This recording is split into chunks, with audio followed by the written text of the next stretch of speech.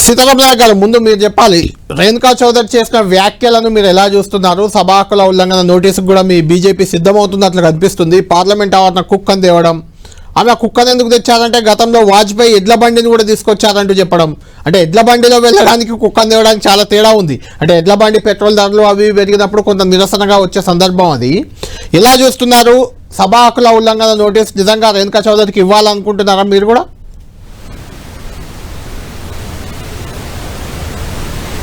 ఇప్పుడు అది ఈ దేశంలో ఉన్నత చట్టసభ కదా, ఈ దేశం మొత్తం అన్ని రాష్ట్రాల నుంచి ప్రజలతో ఎన్నుకోబడ్డటువంటి సభ్యులు వస్తారు. అదేవిధంగా రాజ్యసభకు కూడా ఆ స్థాయిలో ఉన్న వాళ్ళే, అది పెద్దల సభ రాజ్యసభలో ఉన్నటువంటి వాళ్ళు చాలా హుందాగా ప్రవర్తించాలి. ఎందుకంటే మనం ఆదర్శంగా ఉండాలి, ఒక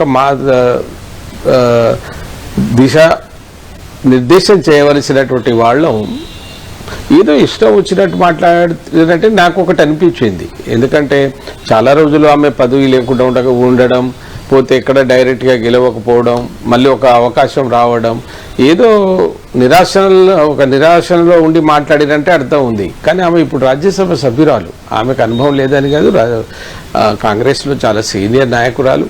మరి ఈ కుక్కలు ఆమె అనేదాన్ని బట్టి అంటే నాకు ఒక రకంగా కరెక్ట్గా అనిపించింది ఏమో. ఆమె వాళ్ళని అనుమతించుకొని చెప్పింది దాంట్లో రాహుల్ గాంధీ గారిని. ఎందుకంటే సభ నడవనిస్తలేరు కనుక అక్కడ వాళ్ళు చేసే అటువంటి యాక్టివిటీ ఏదైతే ఉందో బహు అన్నట్టు ఈమెకేమైనా అర్థమైందా?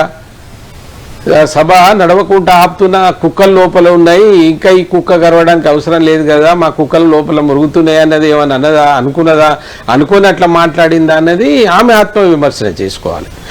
ఏం చేసినా ఆమె బిహేవియర్ తర్వాత మేము సభ హక్కుల తీర్మానం నీ మీద ప్రవేశపెట్టబోతున్నా అంటే బహు అనుడంటే ఏంది? కుక్క విశ్వాసం అయినటువంటి జంతువు, అది మనుషుల కంటే విశ్వాసమైంది, అనుకుంటే ఏదైనా చేస్తుందనేది తెలుసు. కానీ ఆ కుక్కను పట్టుకొని మీ నాటకాల్లో ఆడడం అనేది మంచిది కాదు, దురదృష్టం. ఎందుకంటే ఒక కుక్కను ఎంబడి తీసుకొచ్చి నేను కూడా విన్నా. ఏంటంటే కుక్క ఆవడకు రావద్దని ఉన్నదా అంటే ఏ రాజ్యాంగంలో ఉంది కుక్కను తీసుకొని అక్కడ రావాలని? ఆ రాజ్యాంగంలో ఉంది కదా. పార్లమెంట్ ఏంది, పార్లమెంట్కి ఉన్న ప్రతిష్ట ఏంది, గొప్పతనం ఏంది, పార్లమెంట్కి ఎవరు రావాలనేది వాళ్ళే రావాలిగా. డిగ్నిటీ కాపాడకుండా ఒక సీనియర్ నాయకురాలు అట్లా మాట్లాడితే ఆమె మీద తప్పనిసరిగా సభ హక్కుల తీర్మానం చేసి ఆమెకు మందలిస్తారా, ఇంకేం చేస్తారా, అది స్పీకర్ అక్కడ చైర్మన్ చేయవలసింది. ఇటువంటి వాళ్ళని చేస్తేనే ఇంకోసారి ఇట్లా మాట్లాడారు కదా.